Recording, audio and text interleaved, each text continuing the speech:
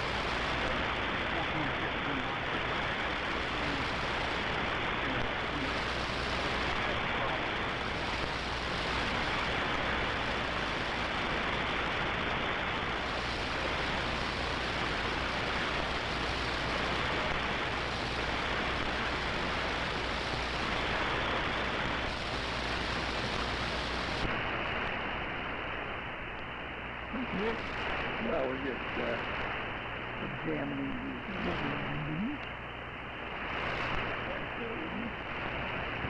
Got to try to close talk this microphone a little bit better. Maybe that might.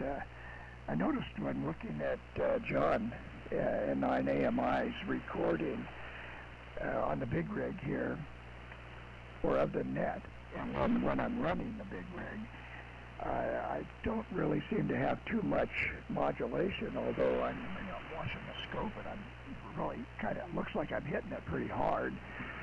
So I think I can think of is that either I don't talk very loud or I'm not close enough to the microphone.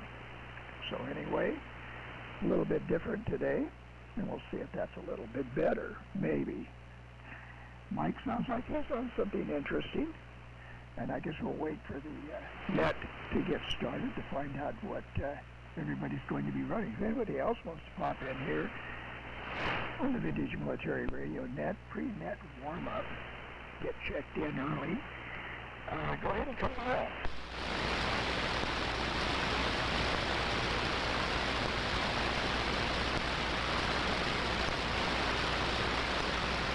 Well, I had a little bit of a carrier, but that was about all. And if you guys hear anything that I don't, you sure let me know. Of course, when I'm out here running the big rig in the shop, I'm using a different antenna, not the collinear array. And so, it's just a 130-foot inverted V. And so it's not, it's not as nice for receiving as the collinear array is. Anyway, I guess we'll see. As I alluded to, I'm running the Kubota big rig, and I'm listening on the Raycal 6117A/1. That meant that it had an outboard 100 kilocycle to 25 kilocycle converter that was bolted on the back of the rear panel of the receiver.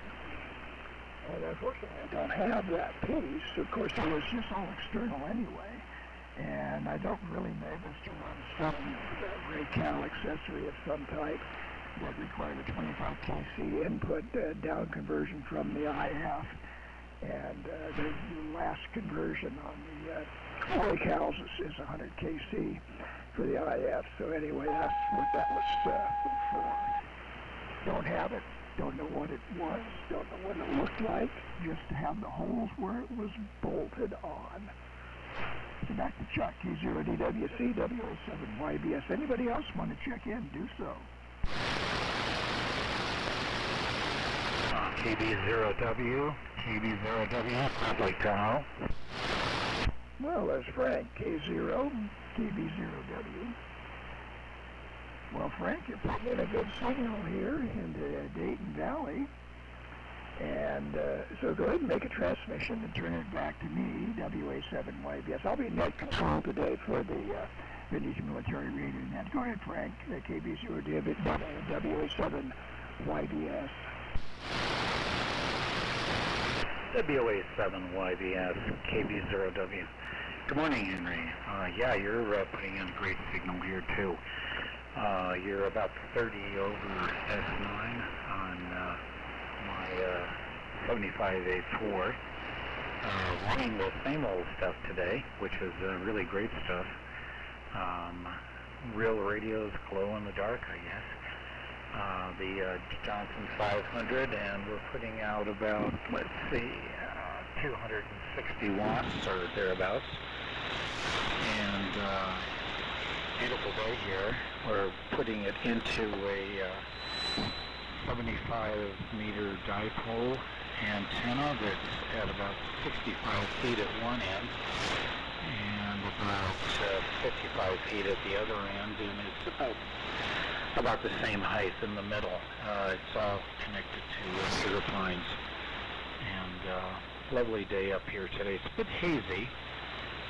Looks like a bit of fog or smog in the valley that blows up over the ridge and down into the basin here. But other than that, it's a gorgeous day as usual. Anyways, I'll probably make one more transmission after this, and I have no idea who's on the net this morning other than you and I. So I'll turn it back to you and see who else is on the net. WA7YBS, KB0W,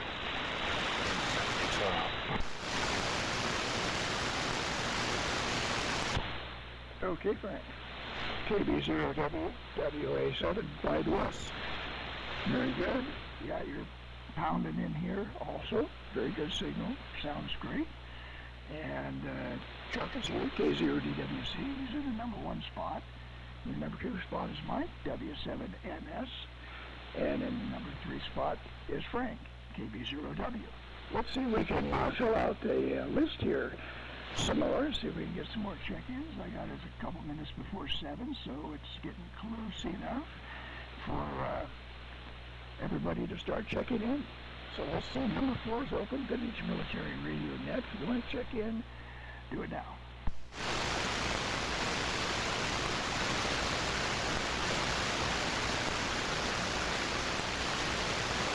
Well, not much.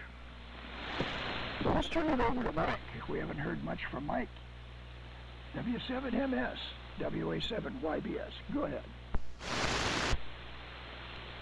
Well, okay, Henry. W7YBS with K0DWC and KB0W on frequency. And good morning to Frank.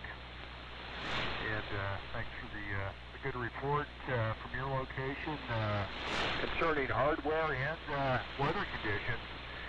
But Henry, yeah, I guess maybe everybody's out playing field day this morning, but I guess we've got our own field day going, so to speak. But back to you, WA7YBS, W7MS. Well, I had to cross the field to go from the house out here to the shop, so that was a little bit of a field day. Speaking of the field, for the past couple of months, I've been clearing. Well, I got help. I got 2 guys that get really all the big, heavy, dead wood that's been out on the back property down to the river. So anyway, we've during the last couple of months, they do the heavy lifting and all of that stuff, and I do the tractor. And we've got probably 5 acres now cleared, all right down to the water. So, I mean, that's years of flood debris, years of dead sagebrush. Sagebrush, when it floods, kills it. And so we had, we had a lot of dead sagebrush that needed to be gotten rid of. And so So we have a pretty good field out in the back of the property now that goes all the way down to the river. But going from the house to the shop, it's only about maybe 150 feet or so it's not too much. So anyway, this is the Vintage Military Radio Net Roundtable AM group, allows licensed amateurs to run their vintage military radio equipment on the air. It isn't a prerequisite that you use vintage military radio gear, but that's generally the subject of conversation. And of course, all eras of military gear are welcome. You know, if it's pre-World War II, World War II, Korean War, or no war, just military stuff. Anyway, all of that is covered on the Vintage Military Radio Net, and we assign numbers. Everybody kind of knows that. It eases the handoff, allows the net control to maintain order. And so with that, we're up to 3 check-ins here. Number 1 is Chuck, K0DWC. Number 2 is Mike, W7MS. And number 3 is Frank, KB0W. And I'm WA6YBS Henry in Dayton Valley, Nevada.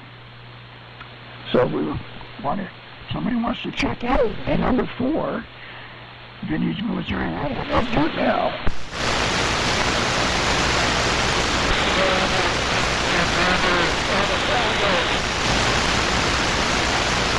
Well, there's Bill, L6BCT.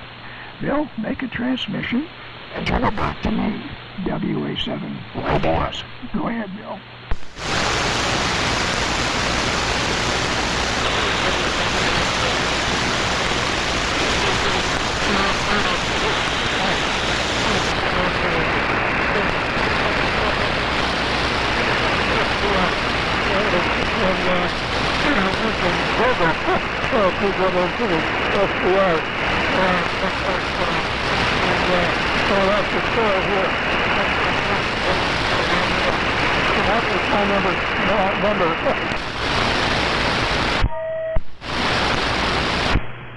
Okay, then just BCT WA7YBS. Bill, listening on the SDR receiver. You're number 4, Bill. And so anyway, you're good strong signal in here. And of course I have to go to Exalted Carrier to really make you Q5. That's just turning the BFO on and 0 beating your signal. Really helps.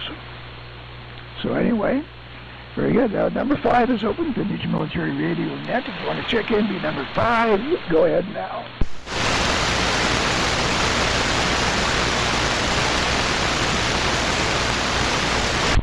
Well, okay. I gave a long preamble, and well, I don't know what to say other than let's get started. And so I'm WA7YBS Henry in Dayton Valley. I'm running the W6MIT Svoboda head rig, and that is a 4-250A P8, 2,000 volts on the plate, and 200 milliamps of current. So it's 400 watts input, about 300 watts output, and modulated by a pair of 572Bs. It's a homebrew built in 1978 by John Svoboda. And so that's the transmitter going to a 130-foot inverted V, and fed with open feed line, and with a Johnson KW matchbox. Receiver is a Raycal RA6117A, and that's the Silver Spring, Maryland version, Raycal Communications Incorporated, American or the United States manufacturing arm of Raycal. And so anyway, it's from 1964, I believe, this particular one that I have, serial number 191. So it's a fairly, I don't think they made too many of them, but it's a fairly early one. I think they probably made about 1,000 of them or so.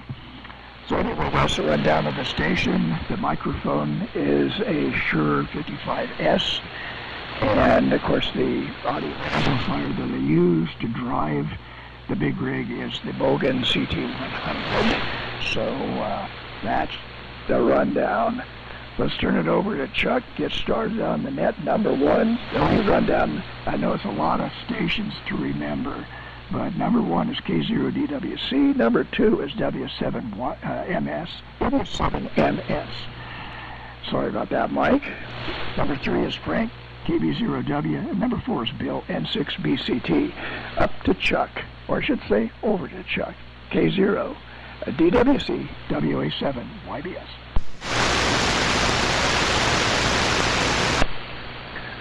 Okay, Henry.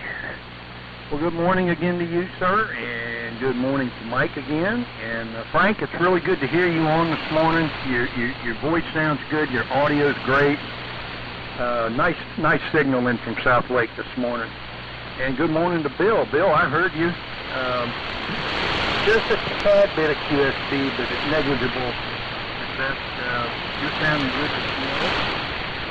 And we're on the TCS 13, running, I don't know, 110, 115 watts carrier.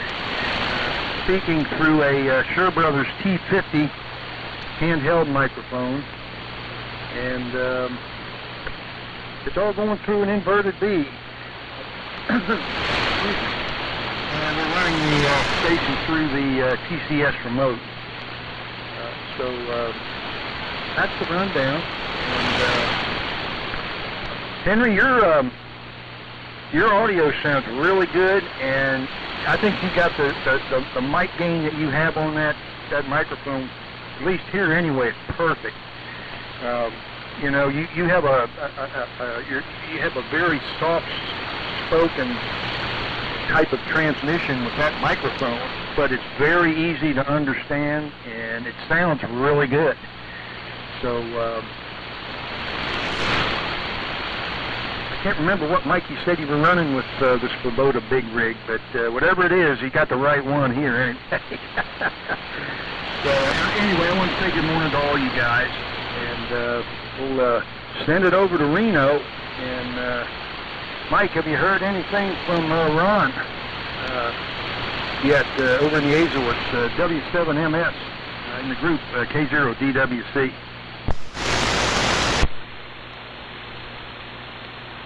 Well, thank you, Chuck. K0DWC with WA6YBS is Net Control and KB0W, and we'll acknowledge N6BCT Bill in Half Moon Bay. Yeah, conditions are not bad at this time, and I guess the word of the day is more better. We're all going to be more better today. But Henry, I think your audio sounds fine, and I haven't really got nuances of what you're commenting on the playbacks, but I also understand that I tend to get a little bit more relaxed after the first round, and I realize that I'm probably not positioning mouth to microphone as I did originally. I tend to get a little bit more laid back, so that maybe you suffer the same symptoms. But this morning, running another infamous rig, and that's the GRC-19, consisting of the Stuart Warner T195 transmitter. This current watt meter says 125 watts a carrier, and the scope is saying I'm hitting crossover, all probably due, in fact, to the Shure Brothers 104 Alpha carbon microphone, right, Henry? That's the Carbono of choice. And the receiver is the R392 for Dubro contract. I do have a Collins version, but you know, someday I'll get the incentive to do a change out, and not that that matters, but you know, to mix things up. And that's match. Well, that's courtesy of, and I rarely mention this, but another Collins, a certified Collins product, and that's my line flattener. That's C791/URT, civilian designation 180Y1, which is rated at 10 kilowatts peak envelope power. So it's an impressive line flattener from the Collins company. And of course, the antenna is the usual boring coax-fed dipole that is cut for probably $38.95. So a little line flattening here. Something with a you know, a tube rig could still match it just fine, but it gives something else to play with. And I think since we're getting super specific, the one addition to this operating position is what formerly had been known as an LS3 speaker, and this has been obtained from Brown as a freebie from the swap meet, but no LS3 designation, but it's a 1982 contract, and it's known as Loudspeaker 3025215. So, go figure. But it was a rust bucket freebie. I sanded it down and repainted it olive drab, so it now matches the works here. And of course, the original finish was a semi-gloss or flat finish black in that latest late 20th century version of the LS3. So that's the setup here. I've got to give accolades and thanks to John McGrath at 9AMI. He was a great assistance in the installation of my Force 12 C3 tri-bander up on top of the tower midweek this past week. So we've got the beam. We're beaming somewhere, but we've had some exercise on 20 and 15 meters with that, and it's been a lot of fun to have a skyhook back on the tower. So it's all good. Life is great. So Frank, as has been commented earlier, you're sounding your old self. Congratulations, and great to hear you this morning. KB0W W7MS. Okay, W7MS, good morning. KB0W in South Lake Tahoe. Well, thank you, Henry, for running the net. You sound great. Everybody seems to be about 20 over. Bill, I'm having a hard time hearing you, but there is audio, and I can tune it sometimes so I can hear you. But good morning to you too, and good morning, Chuck. It's fun being on the air. Well, as I said before, running the John's Vovoda beautifully restored Johnson 500, all new Peter Dahl transformers. And lots of capacitors, lots of powder coating. It looks absolutely beautiful. I think it's a work of art, and apparently it sounds good too. So God bless John, and boy, I tell you, he was such a great friend when I lived in Sacramento. We had such a good time together. Spent so many Thanksgivings and Christmases as single bachelors, and what an interesting fellow. Sorry to see him go. Anyways, it seems as if I'm recovering from my cancer treatment. I'm feeling a lot better, going to the gym. I haven't gotten back in the airplane yet, but I am feeling a hell of a lot better, and I'm going to be having a PET scan in August to see if everything is, all the cancer is gone. Hopefully it will be, and hopefully I'll be fully recovered, but we'll see. Don't want to jinx it. Doing a lot of stuff here, but didn't put the boat on the lake this year because I didn't know if I was going to be alive or not, or well enough to drive it. But sort of grateful for being alive. That's a big improvement over my state of mind back in February. Anyways, beautiful day up here, and it's really fun being on the net, and I appreciate you guys being on the net, listening to some of the field day transmissions last night on the internet, and a lot of folks on the field day today. Mike, nice to see that you've got your beam up again. That's great. That's absolutely fabulous. Well, so much boom flapping here. Turn it over to Bill, if you can hear me. N6BCT in Half Moon Bay. Go ahead. This is KB0W in South Lake Tahoe.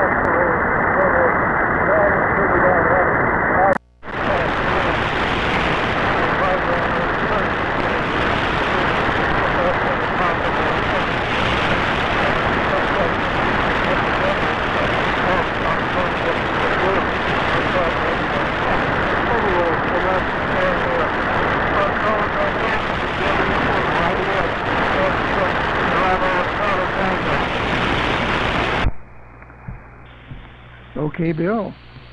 N6BCT WA6YBS. Okay, yeah, Q5. There, Bill.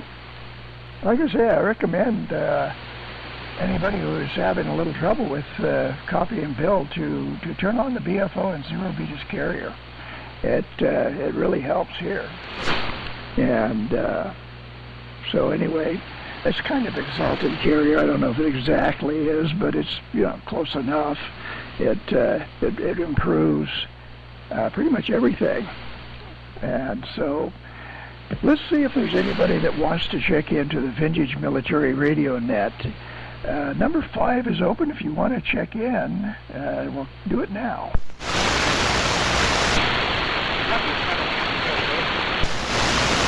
Well, there's Robert. W7MKA. Go ahead and make a transmission there, Robert. Turn it back to me. WA7YBS. Go ahead. WA7YBS in the group. W7MKA. Robert is ready. I fired up the group.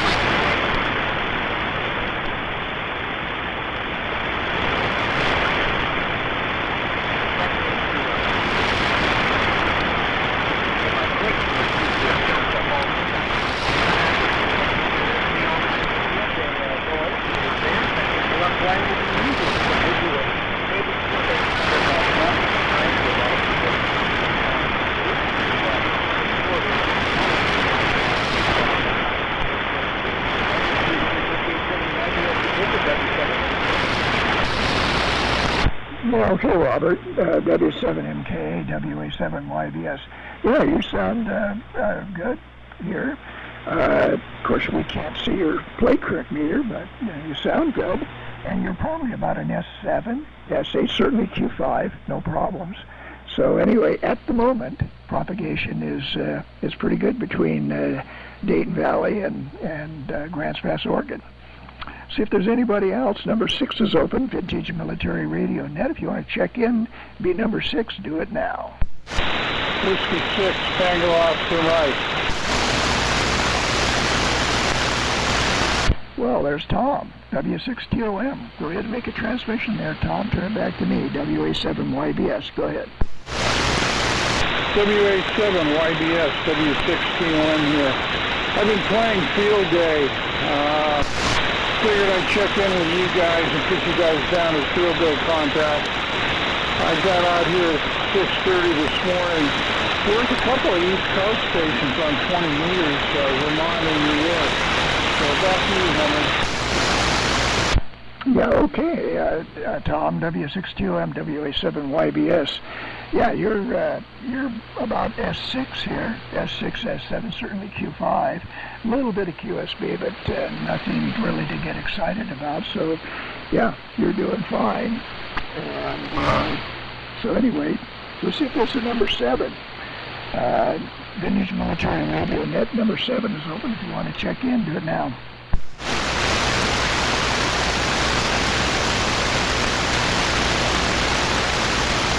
Okay. Well, very good. And yeah, I want to comment on the GRC-19. Yeah, the carbon microphone. Yeah, it's always the microphone of choice when you need a carbon mic. And so yeah, there was some reason why the Chinese copied that microphone, or the Shure body style carbon microphone, except they painted theirs olive drab.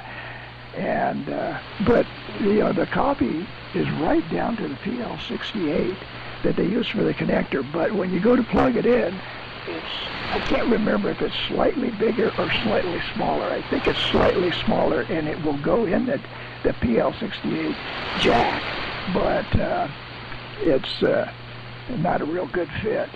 So anyway, yeah, the GRC-19 sounds real good. And yeah, those the R392s. Mine is I have a Western Electric R392 with mine, and I also have another R392, which is a Federal. And I can't remember if it's Federal Manufacturing or so. It's not the old Federal that we know and remember, the Federal Radio and Telephone Company of World War II. But it's something, Anyway, the R392 is a pretty good receiver. So anyway, very good on that. Frank is doing good, recovering and sounding robust in here, so that's good. And Bill is 25 watts, making it, and it's not too much of a problem copying Bill. And Robert has the big rig, the big guns that are running. I don't know what it is, but we'll find out next time. We do know that the plate current is a little higher than it should be, so maybe we'll have that sorted out here soon. And Tom is doing field day duty and checking into the net at the same time, so he's marking us all down as his field day contacts, which is fine. So with that, I've been working on the Raytel RA17C12, and believe it or not, that receiver has been running pretty reliably for years here.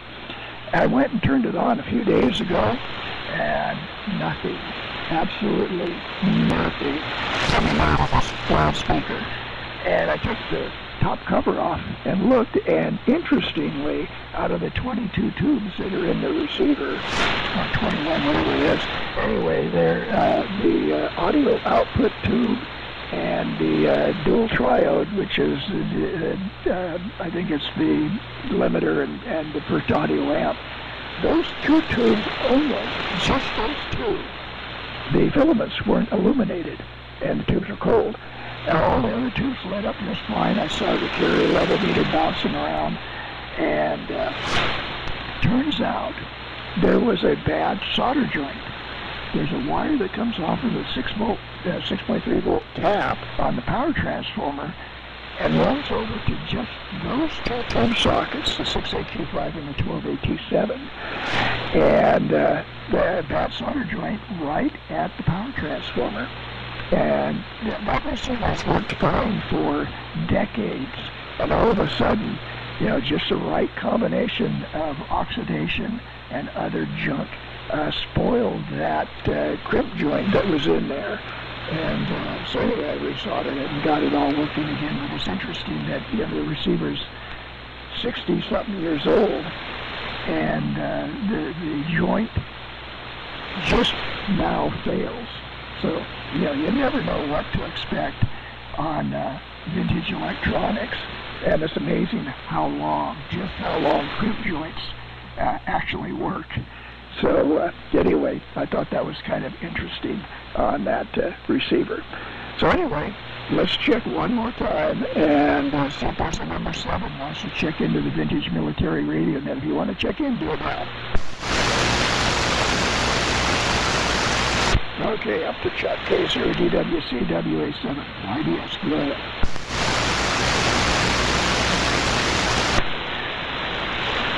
Okay, Henry, WA7YBS in the group K0, DWC. All right, well, good morning to Robert, W7MKA, and to Tom, W6TOM. So I'm doing field day, and Robert, I don't know, I think Robert sounds like he's on the VC610 to me, but I guess we'll find out. Anyway, good morning to both of you, and no problems hearing you. There's a little bit of background noise in the back, nothing real bad. But anyway, right, the GRC19 sounds fantastic with that microphone. I knew you were running something different, but I wanted to wait to hear what it was, but congratulations on that GRC19 setup. I think it's just perfect, I think. The audio sounds like it's like it should. And, no problems at all. You're coming through just great. And congratulations on the beam antenna reinstallation. Well, I'm sure you'll have a lot of fun with that. We use that quite a bit. LS3 speakers. Yeah, I know what you mean, Mike. I've got 7 of them. They're my favorite speaker. I mean, I know there's better speakers out there, but for military speakers, I love it. All of mine are World War II, except for one, Korean War, which is a smooth black matte finish. And I even got one that's made by Hallicraft. So I kind of have a soft spot in my heart for an LS3 speaker. I've converted them all over to 600 ohm though. You know, but that's okay, because you can always, you know, you modify something to make it easier on yourself. If you want to restore it back, take that out, and put the original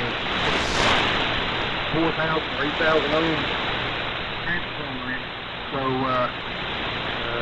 anyway, I know what you mean about the LS3 speaker.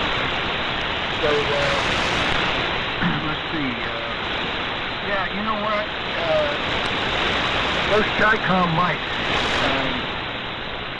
I don't know, they work pretty good, and Henry, you're right, their PL68 version is just a few thousand smaller. It's just enough to work, but just enough to rattle a little bit.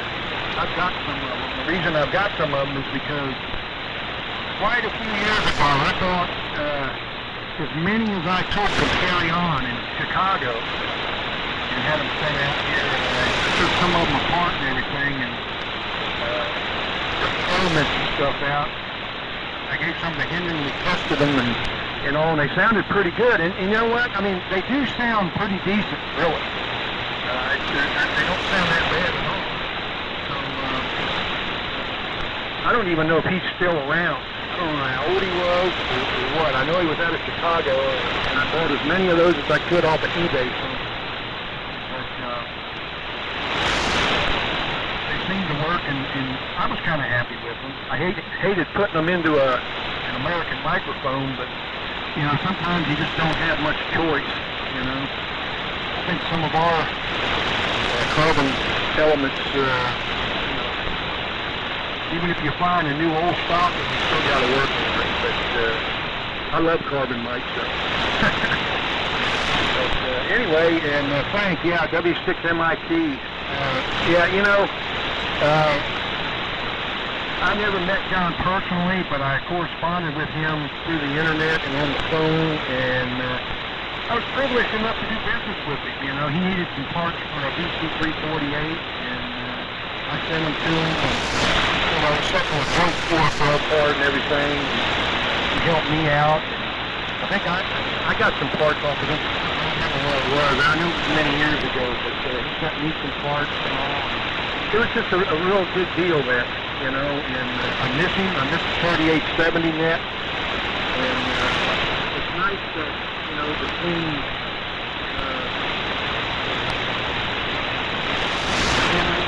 Mike Frank, that some of John's equipment is still around and he's still with us in that respect. I thought you guys for getting that stuff and keeping it all. John's some of the original. So anyway, we'll keep it going, and I will send it over to Mike, who I believe has some of John's equipment there. W7MS in the group. K0 DWC. Go ahead, Mike. Well, thank you, Chuck. K0DWC and the Net W7MS, and thanks for the comments on the GRC-19. It sounds as it should, and it will never sound as good as Brown's unit. That's totally self-acceptance, and that's fine. But he's got the sweetest sound at 19 on the planet, as we've always commented on. But great on that, and I'll run through the list here. Chuck, I forgot to comment on your question if I'd heard from Ron recently, and the answer is no. The first initial emails, and I'm assuming that everybody saw those because he tends to personalize them, but send them out to individuals the same email. So I think he's doing fine, but no updates on low frequency operation as far as et cetera, from the island. And Frank, again, great to hear you in a different place, because you certainly weren't there when I paid you a visit, and you're sounding quite well in attitude, looking forward, and signal strength all at the same time. And still looking forward to a visit to the Midland Airport and I'll even trust you. I'll give you a check route in the 172. Looking forward to that sometime in the future. And good morning to Bill. I know about exotic carrier. He's still decipherable from Half Moon Bay, so I'm being lazy with the R392. Maybe it's the magic of the Dubro contract there that's helping that out.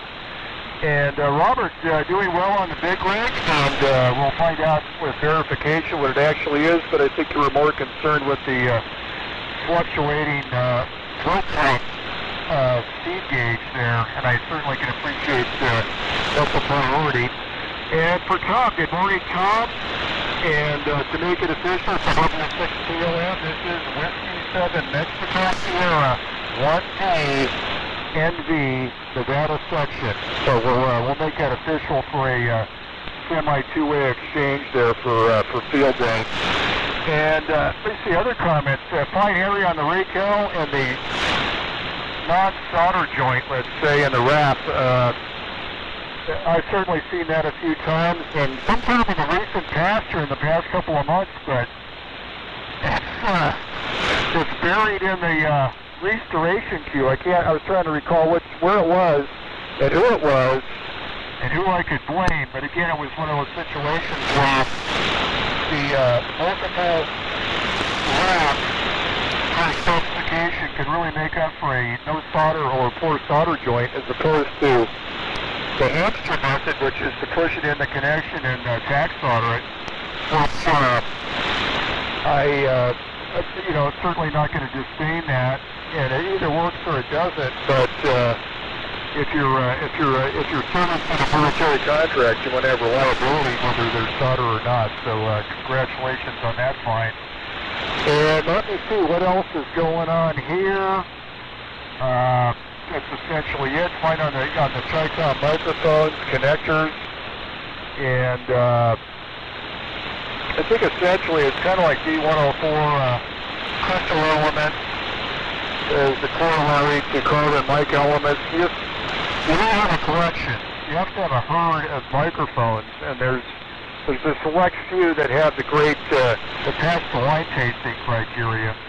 But, and that can change also, which is another reason to have a stable of D104s, because the next time you use it, you may find out there's been some age-related issues with the Rorschach salt crystal. But, over to Bill. No, over to... Excuse me, Frank. I had to look at my cheat sheet. But, over to South Lake Tahoe, KB0W, W7MS.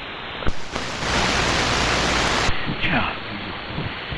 W7MS, KV0W in South Lake Tahoe. Well, thank you, Mike, and okay on all there.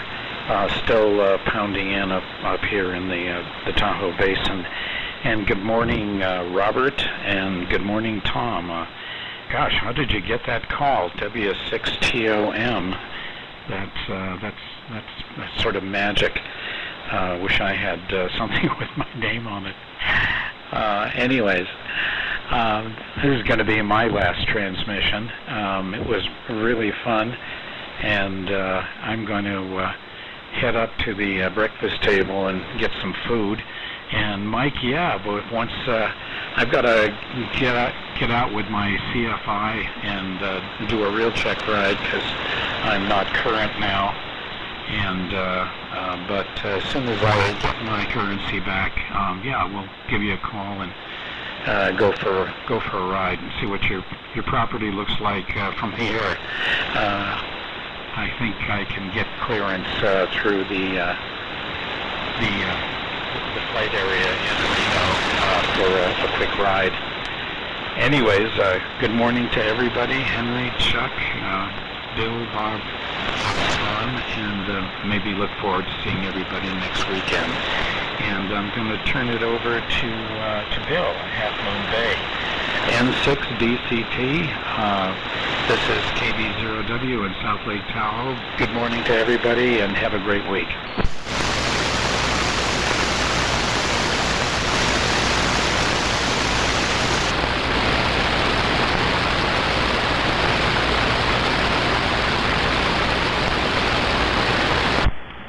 N6BCT, it's your turn. Go ahead there, Bill.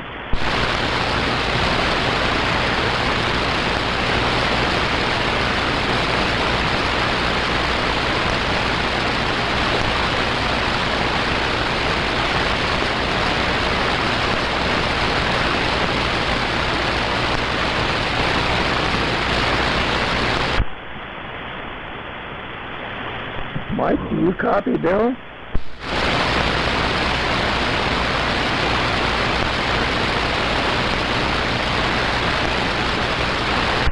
Negative, Henry. No reception here. Yeah. Okay. Yeah. I don't hear him either. So we'll check next go around. See what's up with Bill. Well, let's go to Robert. W7MKA. What's that big rig you're running there, Robert? W7MKA, WA6YBS. All right, WA6YBS and the Duke W7MKA.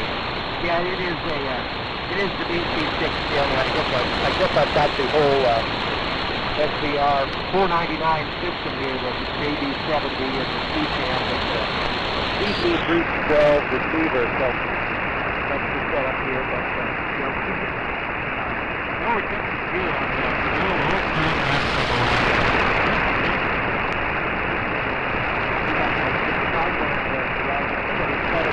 right next to us up to the north. Sort of a long monologue.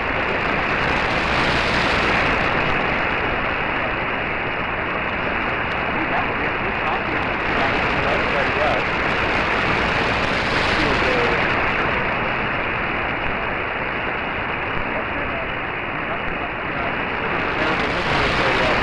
With the Hopefully rig that I got.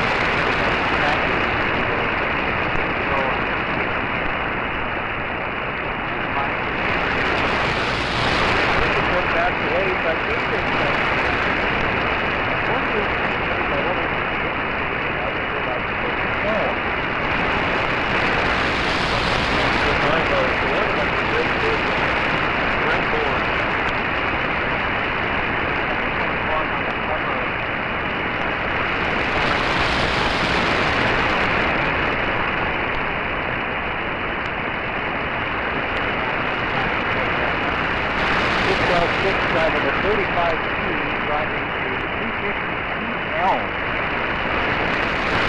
It's not a real common too, but it's my experience. And it goes up and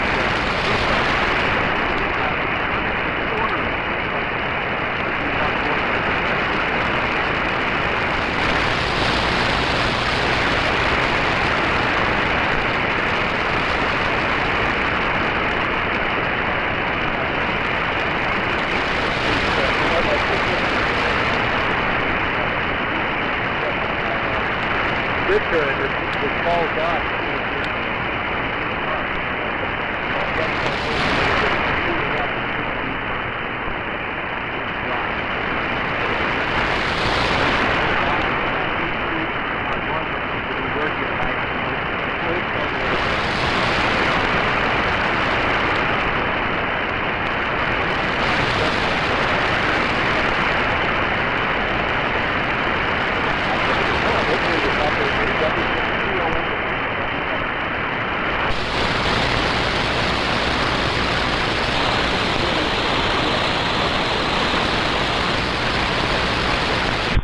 Yeah, go ahead, Tom.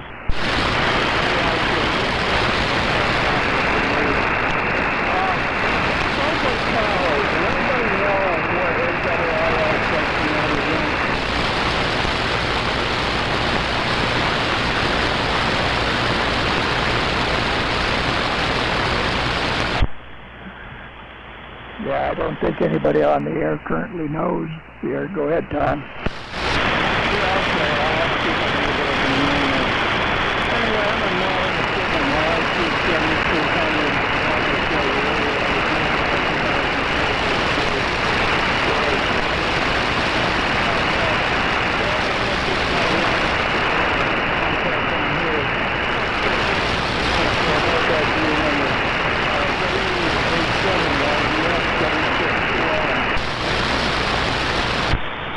Okay, Tom. W6GOM, WA7YBS. Okay. And, yeah, Robert is on the BC610. And he's got some homebrew transmitters, including a breadboard transmitter with a 250 TL tube in the final. And, yeah, I think the L was for low frequency on those, I think, but I'm not sure, because I have a 450 TL in the box. And it's a huge, huge box. But I looked it up one time, and it seemed like the L was for the low frequency transmitters. I don't know why, but that's... Anyway, on Ron, NU6F, I did get an email from Ron. I don't know if anybody else did. I'm not sure if it was a joke or what, but he said that he had found the part that he needed to build a variometer for the 630 meters at the dump. And I don't know. I guess that could be it. It was the picture of a clip from Gilligan's Island that kind of made me think that maybe it was a joke. So, I don't know. That's what the only email I've gotten from Ron. I just went over to the Azores. And so he's working on a variometer anyway, apparently.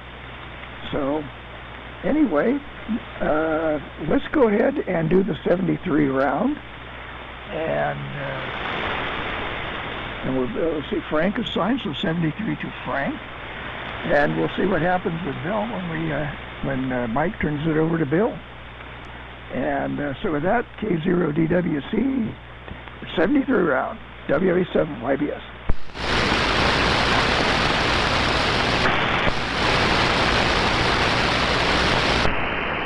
Okay, Henry, WA7YBS, K0DWC.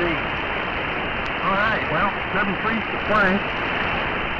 Frank, if you're still listening, you sounded great this morning. Please check in again every Sunday if you can. And you sound really good. It sounds like you're getting healthier and all, and that's always a good thing. So, congratulations.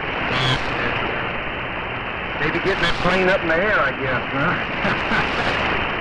But anyway, okay guys, that'll finish it for me today.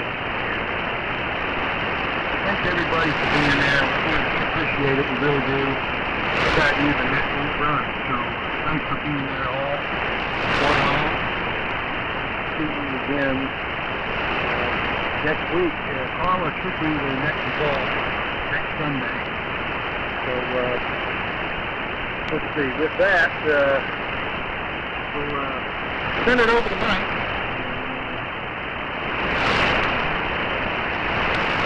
Mike, again, that GRC-19 sounds really good this morning, so great job there. So W7MS in the group, K0DWC, 73 guys. Go ahead, Mike. Okay, well, thanks, Chuck. K0DWC in the great group, W7MS, Mike in Reno, to be repetitive. And Chuck, I forgot to answer. Yes, I've got the remaining John Svoboda goodies I've got here are the modulation monitor built into an old HP test equipment case, which some of the innards is based on circuit boards supplied by, the gentleman up in the northeastern U.S. markets, the software-driven modulation monitor. This is one of his earlier efforts in the hardware vein. Also have a Harris antenna coupler that John had modified and used on the air, and that's currently in storage in the back warehouse. And item number 3 was my recent pickup from Frank a few months ago, the SP600JX17, which is extremely similar to Frank's current equipment as far as description. It's been powder-coated and restored by Mr. MIT. What's really nice with the new powder-coated front panel, powder-coated original cabinet, and it's spiffy-giffy, and the plan is to change it out with my current SP600, but it currently resides in the house garage because it is a tad bit on the heavy side, and I just haven't gotten ambitious enough for it to be in the right frame of mind to be courteous enough to take a great piece of vintage equipment and not add any smiles, scratches, or dings on the installation, especially if you're doing it by yourself. So I'm still out there for some land, sorry to get that in the house, and we'll do a swap out with the current SP600. So that's the 3 items of what I would call, and it's certainly my pleasure to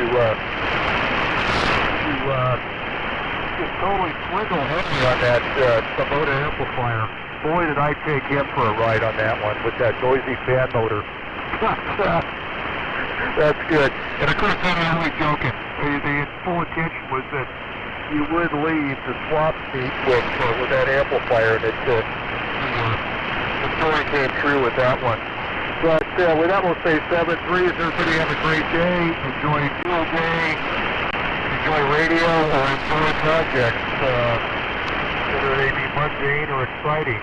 But I've got a few mundane today to take care of. I will say Bill is still in reception range. So that's his receive and my receive and the group's receive. But N6BCT, are you out there, Bill? W7MS.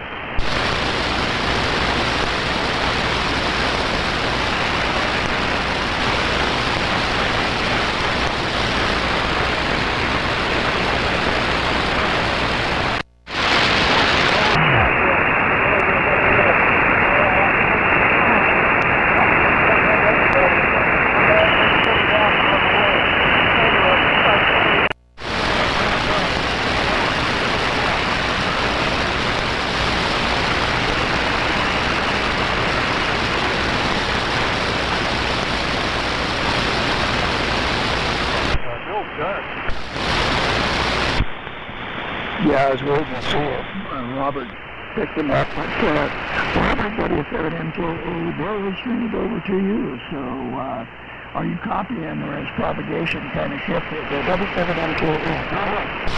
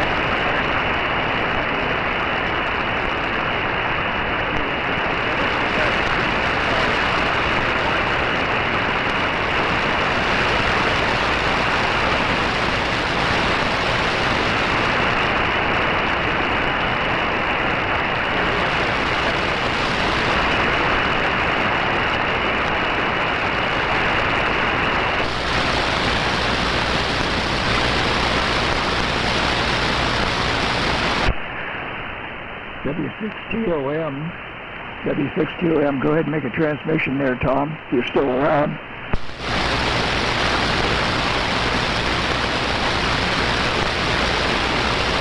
Okay, I wasn't really sure whether Tom had said 73 or not. I thought he did, but I wasn't positive.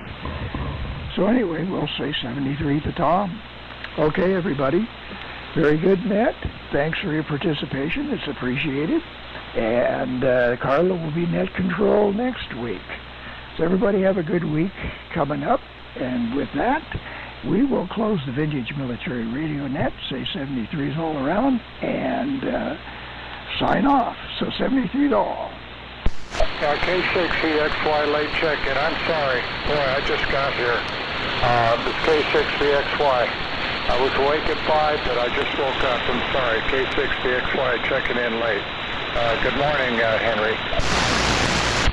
Well, you're supposed to check in at the beginning of the net, not at the end. Go ahead and make a transmission or Vernon will call you checked in. And so anyway, K6VXY. Let's hear what's going on there in Groveland. So K6VXY, WA6YBS, go ahead. Okay, Henry, I'm going to do a quick little test here because I was told last week by Chuck that I sound a little different. This K6VXY running the 7200 did more testing with, I got waveforms on the scope, the 610, and we're doing a lot of work being done here. The backyard's being dug up. We're increasing it. K6VXY on the antenna, 80-meter dipole, running SB200, also running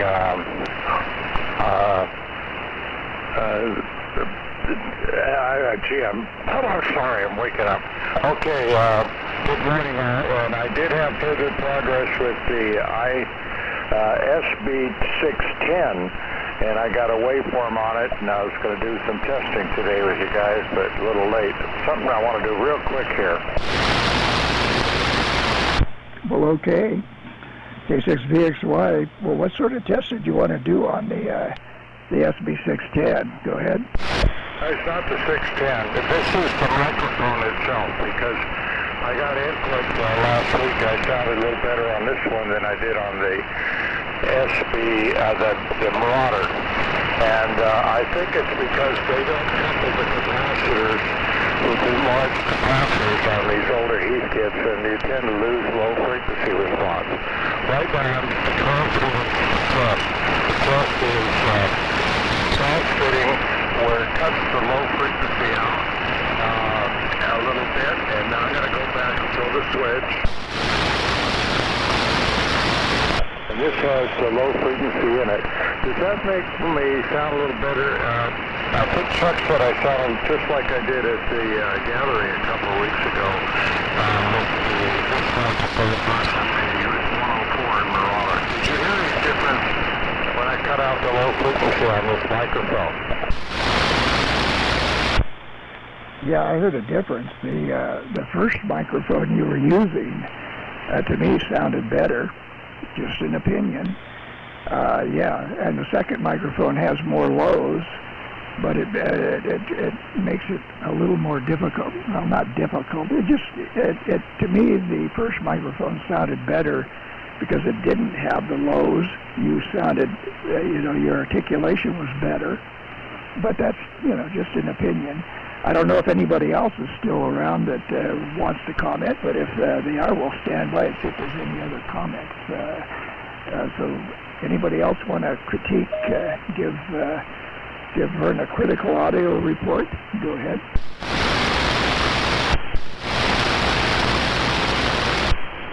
Well, here's Mike. Okay, just wanted to make sure I wasn't doubling. I would concur with you, Henry. I think with the bass enabled, it probably sounds a little bit more pleasing to my ear, but I think with the bass cut, it's much better for articulation and communication. So they both sound fine, but I would use the bass cut, Vern. So that's just my opinion, but you sound good either way, Vern, and good morning to you. And actually, I'm envious. I wish I could sleep in. That would be a good complaint here, but I think I was up at 5:30 with the Roosters, W7MS. Okay, thanks, Mike. Now, make sure I got the switch in the right direction. This is K6VXY. All right, so let me do something. I'll do it here. Let me put this button here. Okay. Now the switch.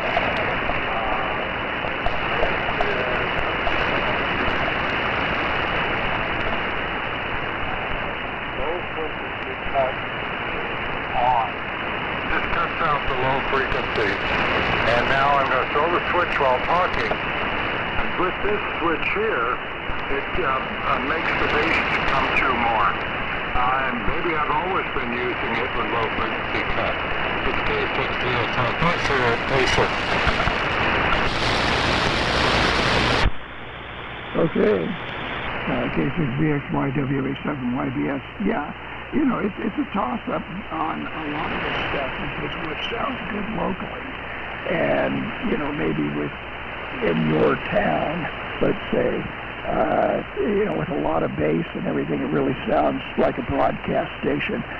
But when your signal gets out 100 miles or so, it's a whole different picture. And you really, the bass, having a lot of bass is detrimental to the signal quality from being able to copy somebody at a great distance. And so I think with the bass is better, but like I say, it's all subjective. It could be dependent on the receiver too. So, and the loudspeaker is hooked up to the receiver. So anyway, just an opinion there, Gordon. We're going to go ahead and say 73s and reclose the net. And so thanks for checking in, Gordon. And with that, and thanks, Mike, for your comments also. We're going to close the net. WA7YBS. We'll say 73 all around, and everybody have a good week. WA7YBS is